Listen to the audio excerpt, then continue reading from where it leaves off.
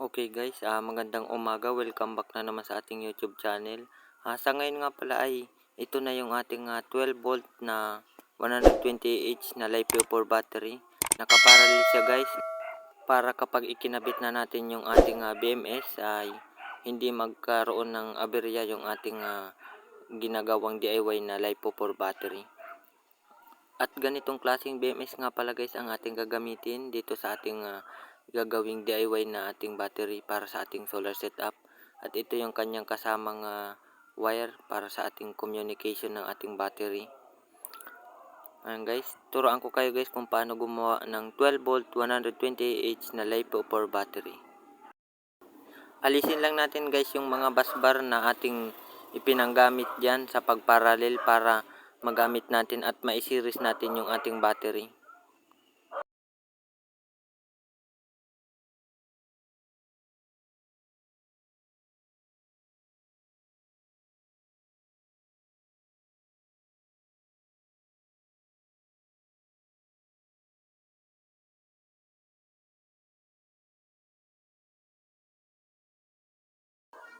Ang gagawin nga pala natin dito guys ay i-series connection natin siya guys para mag-add yung voltahe ng bawat cell para makabuo tayo ng 12.8 volt para sa ating 12 volt solar setup.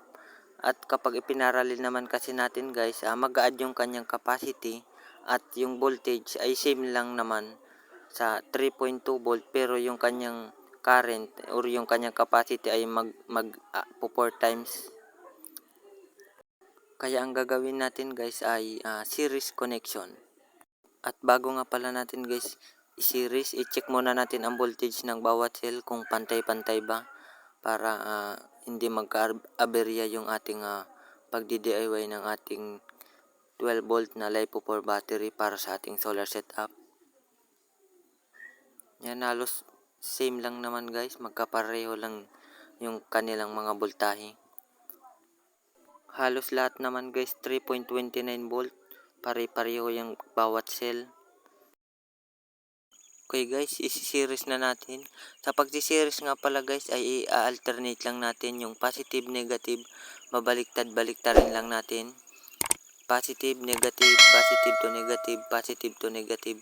Ganito lang guys, gayan nyo na lang guys kung hindi nyo alam kung paano i-series yung ating mga cells ng ating LiPo4 battery.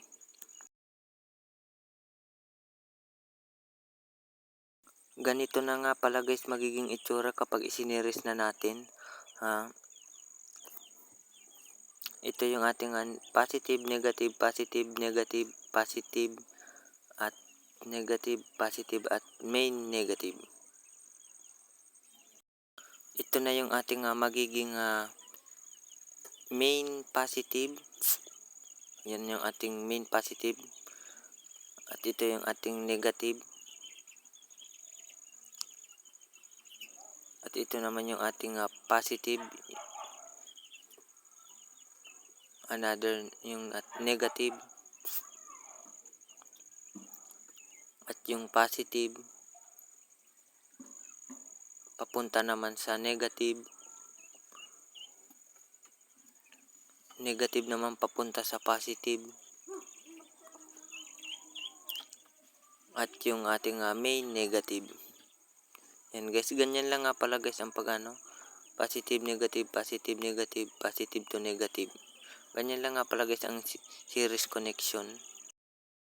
Ititape ko na nga pala ito guys para hindi maghiwa-hiwalay. Mas maganda sana guys kung mayroon tayong kapton tape para mas malakas yung kapit yung yung kanyang dikit ng tape para hindi maghiwa-hiwalay yung ating apat na cell na isineries.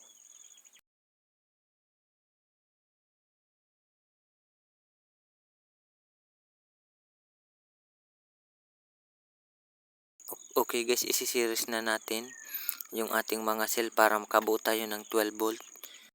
Ilalagay natin sa positive to negative yung ating isang busbar at yung isa naman positive to negative at yung isa naman positive to negative.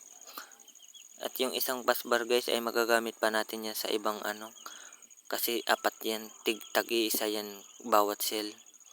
Sa ngayon nga pala guys, isusunod ko na tong ikabit itong kanyang wire ng ating BMS para sa ating battery. Gagamitan ko lang nga pala guys ng ganitong terminal lugs para maganda yung connection ng ating wire ng ating BMS.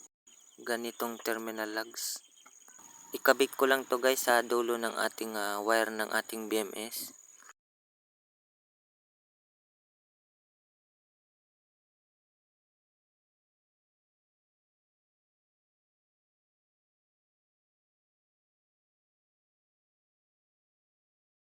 Sa pagkakabit nga pala guys ng terminal lugs, balatan muna natin yung wire at ikabit dun sa ating terminal lugs.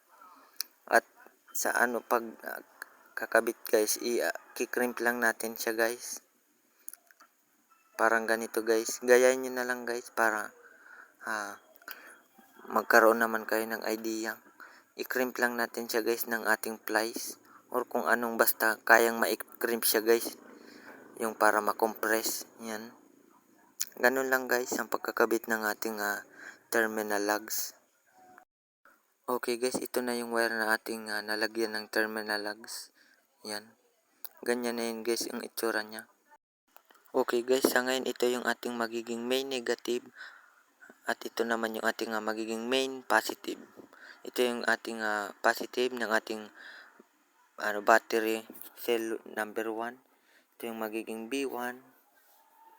At ito naman yung ating battery cell number 2. Yun na yung ating magiging B2. At yung sunod naman guys ay yung ating battery cell number 3. Magiging guys B3. At ito naman guys yung ating main positive.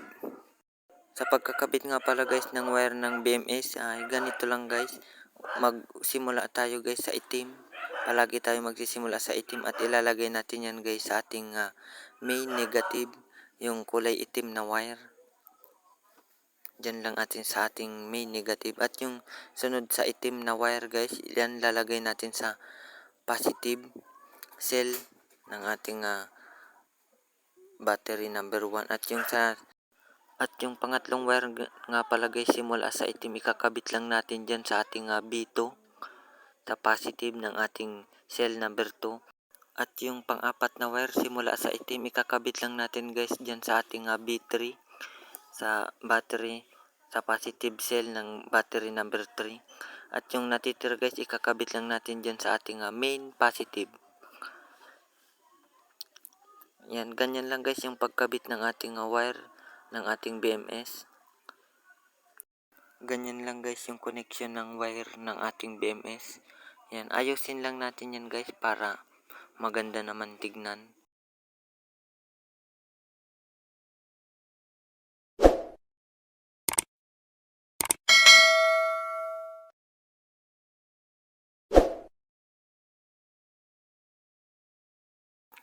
Sa ngayon guys ay gagawa ako ng wire ng ating BMS. Yan, gagamit ako ng ganitong klaseng terminal lugs. Yung 50 amps para sa ating BMS. At papunta guys sa ating mga power inverter. Yan. Ikikrimp lang nga pala natin siya guys.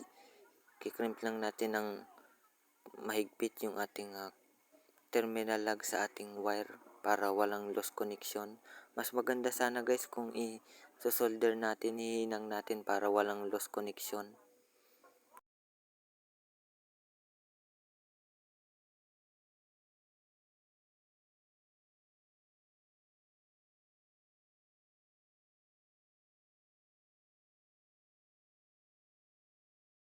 Okay guys, nakagawa na ako ng wire ng aking BMS. Yan. Ito na yung itsura niya guys. Okay guys, itester muna natin yung total voltage ng ating battery. Kung ilang voltage na.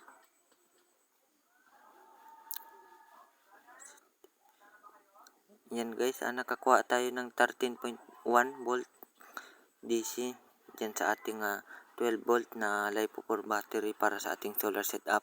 Sa ngayon guys, ikakabit ko na tong aking BMS. Dito ko na siya guys ilalagay sa gitna.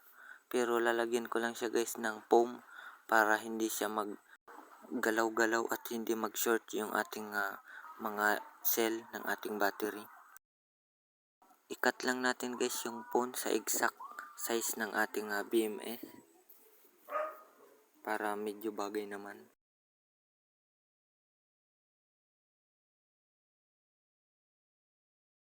Sa ngayon guys, kakabitan naman natin ng wire yung ating BMS papunta dyan sa ating main negative at yung kanyang output.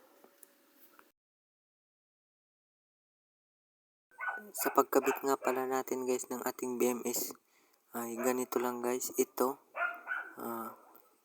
Itong letter P yung ating output. Yan, ito yung P output, at ito naman yung sa ating charge. At ito naman ay ilalagay natin dito sa ating main negative. Yan, kabit na natin guys.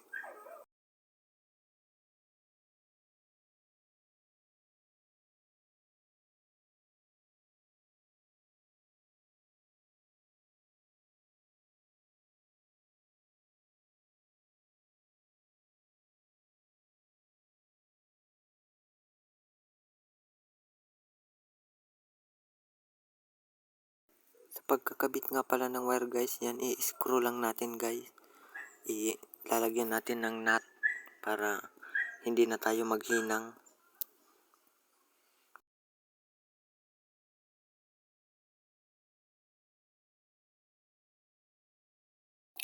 Okay guys, naikabit ko na itong wire ng ating BMS. Ito naman isa, yung papunta sa ating main negative. Ito yun guys.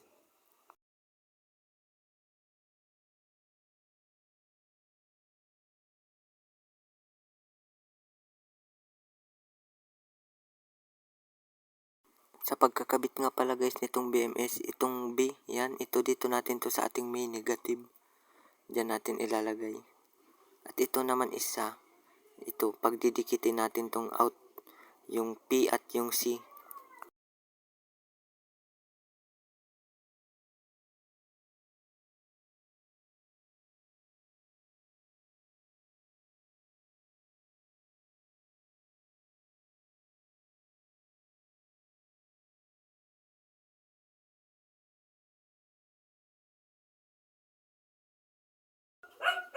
Yan, okay guys, nakabit ko na yung mga tornilyo niya guys.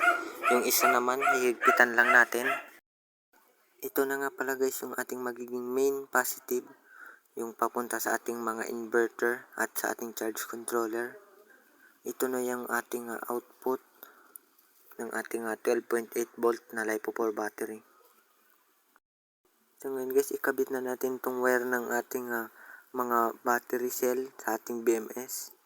Yan, testing na natin kung gumagana ba.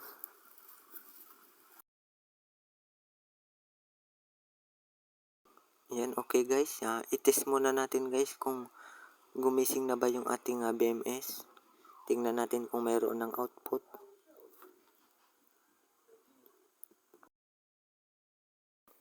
Yan mga boss, test na natin yan. Mga boss, gising na siya.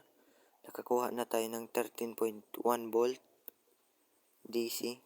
Pareho dito sa ating main ng ating battery. Hindi dumaan sa ating BMS. Yan mga boss. Tapos na yung ating 12.8 volt na 120H LiPo4 battery.